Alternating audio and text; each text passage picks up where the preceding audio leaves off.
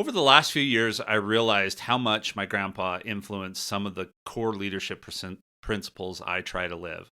He was all about relationships, and so I thought I'd share a bit about him and some of the lessons I learned from him. Lesson one: no matter what, you're setting an example for someone. The way you live your life is an example, so be deliberate in what that example is. Lesson two: family first. Grandpa never missed a game, regardless of the sport. Not only that, but there were very few practices that he missed. Lesson number three: make serving others a priority. While the first two lessons are great in and of themselves, this one is probably the most powerful. I don't know that I've met anyone who served others the way he did. When I was in second grade, he started volunteering in my classroom. His job was to read to the kids during reading time. Once he started, he just didn't stop. As he aged, his eyesight became a problem and he was no longer able to read to the kids, so they read to him.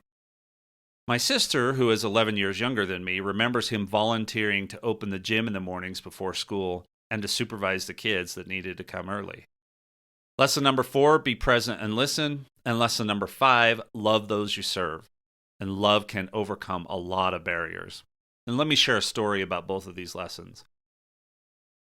In our town, there was a care center where members of our congregation were responsible for facilitating a religious service in the center. I don't know how long he had that assignment, but it felt like it was my entire childhood, at least up until he physically wasn't able to do it anymore. There were a lot of Sundays that I went with him to the care center. We would walk the halls and invite any that were interested to come to church. During these walks, I observed what I considered peculiar interactions, and let me explain. Our small town was a coal mining town. That meant a lot of diversity from the immigrants that had settled in the area to work in the mines. The peculiar part of Sundays at the care center was how many people would talk to Grandpa in foreign languages. I was absolutely stunned that my grandpa knew so many languages. He would listen, nod, and then talk to them in English. They would smile, and I could feel the love there. So here's the secret. Grandpa didn't speak anything but English, but that didn't stop him from listening and loving them. They felt the love, I felt it, and that overcame the language barrier.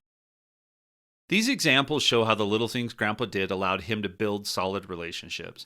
He was certainly happy with his life, and anyone that knew him was better for it as well.